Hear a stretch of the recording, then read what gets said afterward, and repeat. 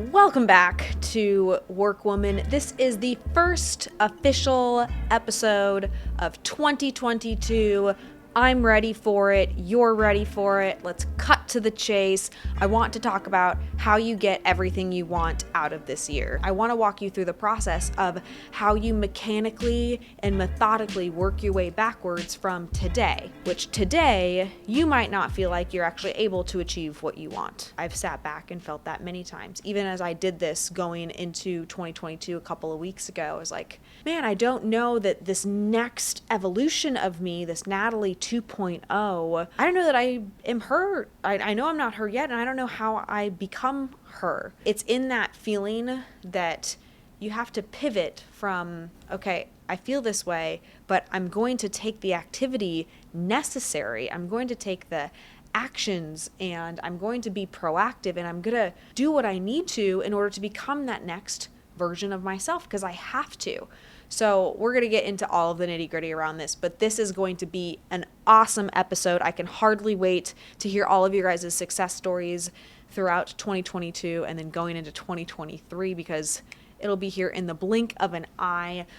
Let's get started. All right. So in order to properly set goals, I don't care if it's a New Year's resolution, I don't care what you call it, if it's manifesting or affirmations, to me, it's potato, it doesn't really matter. You're listening to this because you want to move from where you're at today to some other heightened, more elevated place. It's not backwards. That's the first differentiator. You're not saying, oh, I'm where I'm at right now, but I want to maybe not do as much and maybe achieve less. Like, nobody actually says, oh, I'd like to achieve less. Maybe you want to work less, but you don't actually want to impact less. You don't actually want to love less. You don't actually want to give less. You just want to change the mechanism by how you're doing that. But you likely want to increase and do more of making connections, having more influence, having more power, having more ability to go do something. And so you're here, you're still listening, which means that you want more and you want to increase your state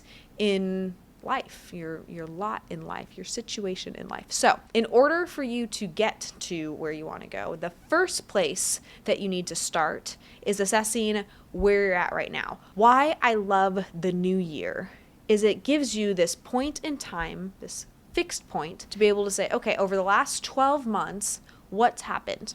Write down, literally right now, open up a phone or open up a note in your phone, right this second, open it up and write 2021. And then for 30 minutes, I want you to write down everything that you accomplished in 2021. I'm going to walk through mine because I made this post on my Instagram. I shared with everybody the things that I view as accomplishments from 2021. And I want to unpack some of this because you will find gold, absolute gold, in the things that you accomplish. Because either you're going to be really happy and proud of yourself, or you're going to be upset because you didn't accomplish what you wanted. And it's really important to figure which one of those, like, which side of the fence are you on?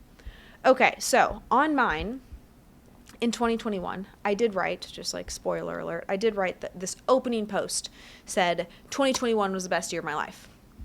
This is true. So I presented at 50 events. Like, holy shit. That's a lot of events. 50 events, recorded 25 podcasts. I worked out 311 times. I got in the best shape of my life. I've never had this much muscle. I wrote a 225-page book in 10 days. I was a #1 bestseller on Amazon for my book, Teamwork. So not only did I write the book in a confined period of time, I also hit the target of becoming a #1 Amazon bestseller. Hired 40 plus employees.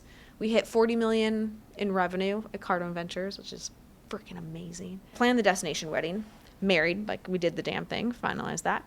But then we also went through the process of getting a prenup. And let me tell you, getting a prenup is not like some rosy, flower-filled, happy conversation. Like, there were some really difficult conversations. There's hard things you have to confront. I am proud that we finished this. This isn't one of those things that I feel very negative. I'm actually like pumped at the way that we were able to navigate this. But it's something that actually happened and occurred in 2021 that needs to be listed on here.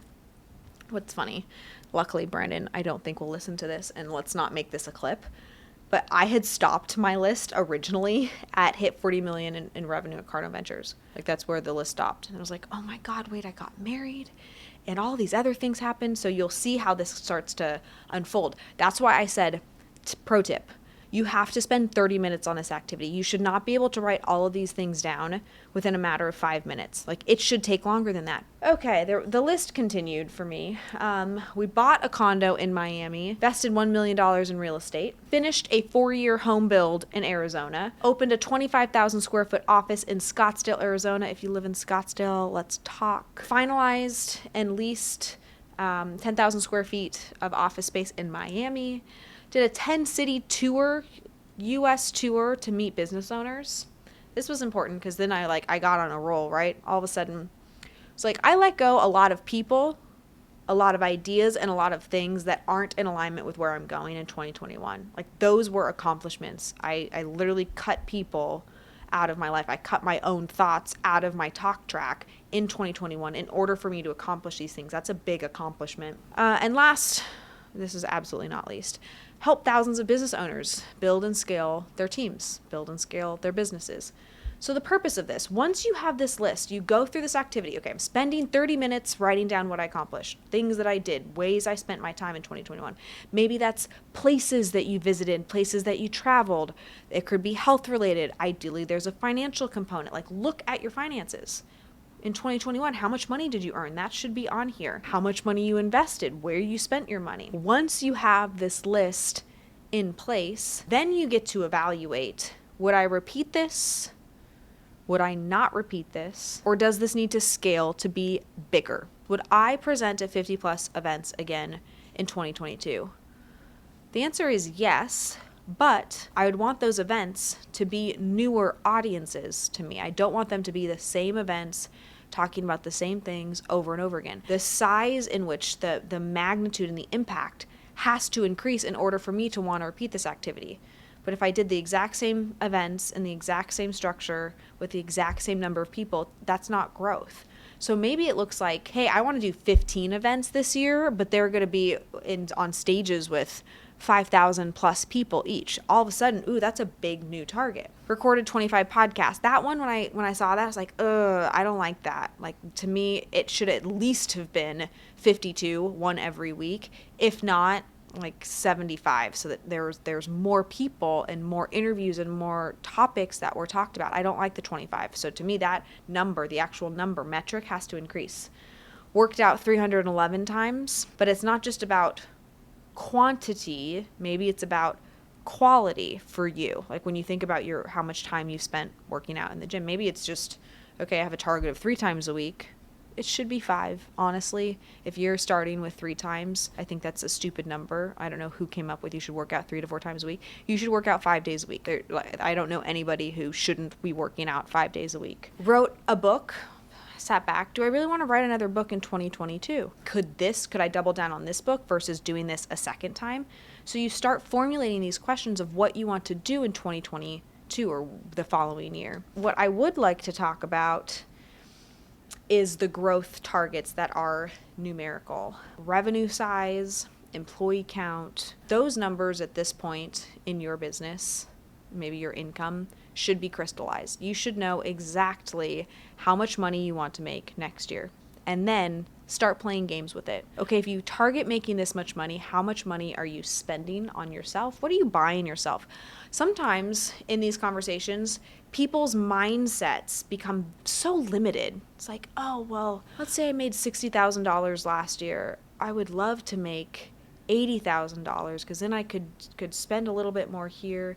But the big things never get encountered and really figured out when you just make a jump from 60 to 80. Well, what if I made $100,000? How much does your life change, and how much more could you spend in investing if you move from 60 to 100? Now the big 10x would be, okay, 60 to 600,000. What things do you have to do to add so much value to yourself where you could literally 10x your income? Love those questions. Those are the ones that should eat at you, but you should get playful with where would you spend that money and what would you buy yourself, and how do you not put boxes on you? How do you think from a place of expansion?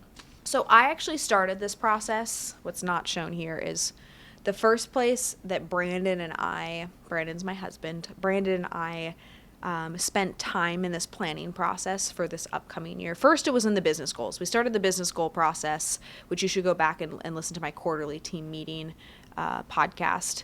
But we started this saying, okay, where do we want Cardone Ventures? So all of that was already baked out. But what we hadn't spent time talking about is where do we want to invest our money next year? When we were, it was probably December 27th, sat down with him like, okay, great. If the business hits these targets, this is what our income looks like. This is what his income looks like. This is what our joint income looks like. This is what Natalie's income looks like. And based off of Brandon, what does Brandon want to spend his money on? What do we want to spend our money on? And what do I want to spend my money on? This conversation is at first very just heavy. You're like, oh, well, first money has to go here, and then it has to go here, and then it looks like this. But if you allow yourself, and I highly suggest that you do, allow yourself to enjoy the process of playing with your income and your investment numbers, man, this should be the thing that's just like, wow, what if we really made this impact? Okay, where does this money go? And again, this conversation for us was probably a 20-minute conversation of doing the math backwards and, okay, what would our targets be? So then clarifying the targets. If you are by yourself, make sure you have these numbers solidified. If you're with a significant other, clarify what the targets are for you together, because there should always be the buckets of for you guys together, so that you can be every single month like, oh yeah, this is what the target is. How close are we to that target? And it fuels you once you know where you're going to spend it. If it's just money and I used to take not very much responsibility of this area of my life because, there's no denying Brandon has always made more money than I have. And so it always seemed like it was what he was spending money on and what he wanted to do. And now that this prenup is finalized, there's this bucket that is our stuff together. And our stuff together, one of the things that did get us excited in the prenup process was like these new conversations. What do we want to spend, and how do we want to invest, and how do we want to grow that, and what does that look like? And so I encourage you, yes, you guys might still have separate, Natalie still has separate, Brandon still has separate, but us together, we have targets for that, and we're both excited about looking at the different investment opportunities and the different ways that we can have targets, and it brings us closer together every single day because then we're pulling for each other so that that piece stays strong and grows and creates more. All right, next up. This one was the not so fun part of the list. So the finishing the home build in Arizona, the buying a place in Miami, and the plans for the office in Miami. Building, designing, remodeling, all of the stuff with your home is the biggest distraction of your lifetime. It is the single biggest distraction that you can have. It is a waste of energy. It is fraught with frustration because it's never gonna be perfect. 4 years ago when we started this home build, the first thing I would tell myself is don't build a home. I will never build a home again. As clear as the day is long, I will not. Is that a saying? I don't know. I will never build a house again. It is the worst waste of resource and my time and my mental energy. And so as I looked at this, I was like, okay, I'm never going to do this again. We flirted with the idea of doing it again. I was like, what am I thinking? Absolutely not. No, there should be absolute no's in your life and how you spend your time. And when you look at these buckets, all of a sudden it becomes really clear, hey, guess what? Never doing that again. And you create rules and parameters for yourself so that you don't forget and make that same mistake as you're trying to pursue something new. Brandon and I are so excited about having all of this done because for the first time, we actually have some solid ground to operate off of so that we're able to expand. We've never been able to expand like this before because the foundation never seemed solid. Now that these things are checked off the list, both of us say to each other, like, we can't even imagine what the next 5 years is going to look like. If we've been able to accomplish what we've been able to accomplish over the last 5 years, these next 5 years are going to be unbelievable because we don't have all of the stuff that takes us away from our real targets. Stuff meaning building a house, spending time, making things perfect and making the environment. It's never going to be perfect. As soon as you build your dream house, I promise you're going to want a bigger house, and that's fine. So don't pour yourself into these silly decisions. Primary focus for me in 2022 is expansion of our brand at Cardone Ventures, our impact, and making contact with more people. I predominantly listed things that would allow me to do that. One of them, blowing up on TikTok. I want to have 1 million followers on TikTok because I believe that I would be able to reach more people and have a greater impact and influence by being able to do that. The other thing that I added onto here was the Forbes 30 Under 30 article. It comes out in December, and I picked it up, and I was like, man, I got 2 years left. I'm going to push off applying for Forbes 30 Under 30 until next year, but then I only have 1 year, so it's, a little stressful. And for whatever reason, on New Year's Eve day, it's like, I wonder what the application process looks like for this coming year, not waiting till next year to apply. The cutoff is like around that time. I essentially had 1 day to make this application.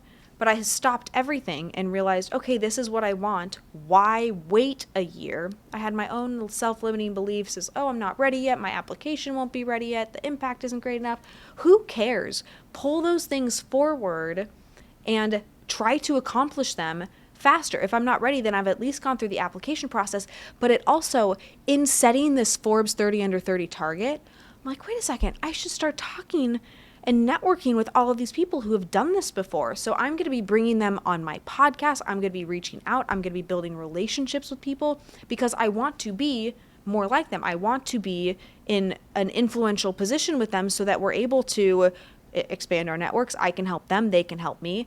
But it's a beautiful process when you really go for that scary thing, because all of a sudden you start putting together ways for how you get closer to that. And so this Forbes 30 Under 30 piece started to change conversations Brandon and I were having about, okay, where do I spend my time? If I am going to wait a full year, I didn't wait, but if I am going to wait a full year, what do I need to have accomplished next year in order to make this legitimate and to where I feel very proud and excited about this? All of these other things are important and they motivate me. They're different people, specific people that I want to meet and become friends with or become associates with. Cardone Ventures has a $75 million revenue target next year with our business and our partner's business. But I do think one of my tips, how can you find that one thing that changes your engagement with every other goal that you have? For me, this Forbes 30 Under 30 changed everything. It changed my mindset. I'm walking different because I have this goal that seems so unrealistic and so unattainable, but I now have this plan for how I might have a shot at getting there. And I'm reading books about things I've never learned about before, and I'm excited to do it. I don't feel heavy.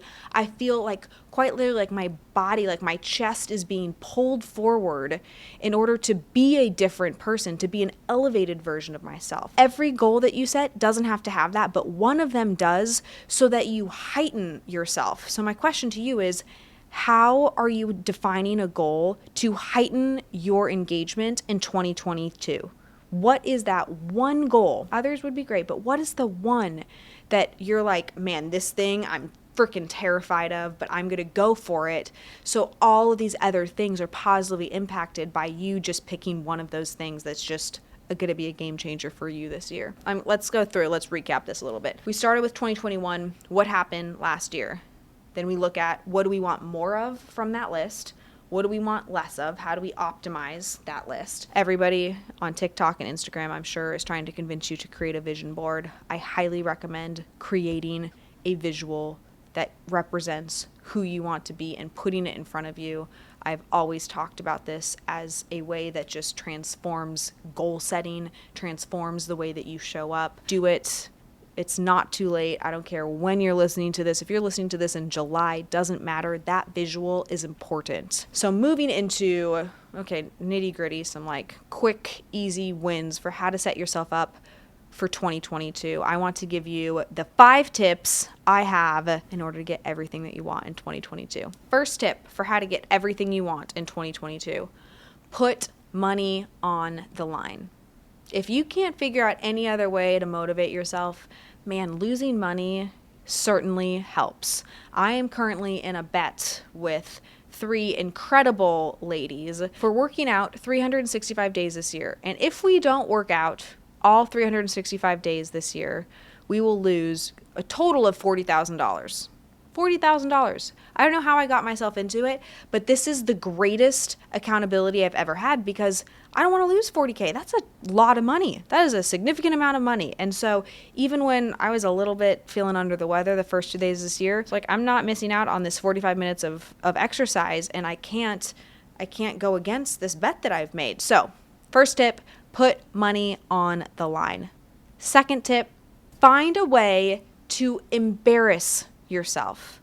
So what could you do that would embarrass yourself if you didn't accomplish the goal that you set out?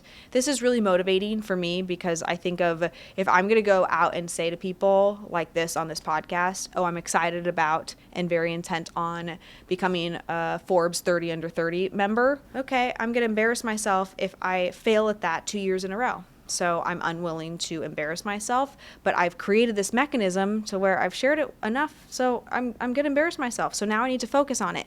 How do you do that with your goal? Who do you talk to about it? Who in your life is that important where you're like, man, if they know this about me and I let myself off the hook, then I'm going to be embarrassed? Tell that person. That first person you're thinking of is the exact person you need to tell. Next up, you have to get a visual of your goals. The visual is critically important. One of my favorite visuals is of a picture of Helen Myron, and she's cracking this nut. There's all of these nuts around her, and she has this nutcracker, and she's cracking this nut.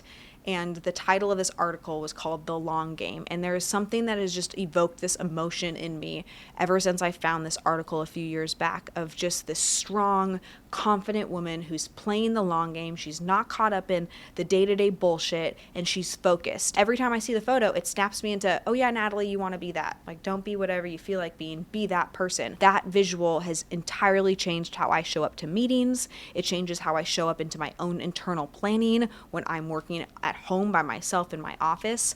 So get a visual and put it in front of you.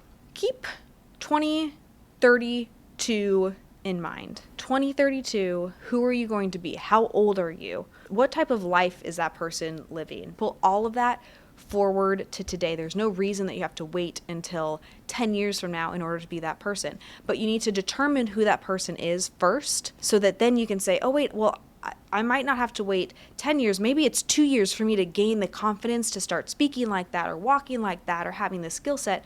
But I'm not waiting 10 years. I'm going to do it sooner because I'm going to be that person. So let's take time out of the equation and let's become that today. One of my last tips for getting everything that you want in 2022. You have to remember that people have every single thing that you want.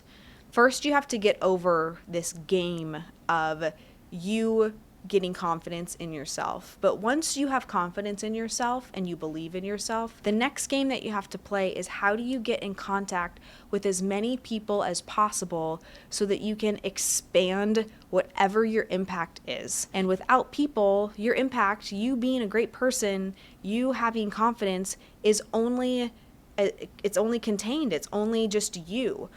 You need to really understand, once you have that skill, how to connect with other people. So in your goals for this upcoming year, how do you make them people-oriented? Who do you need to know in order to further your goals?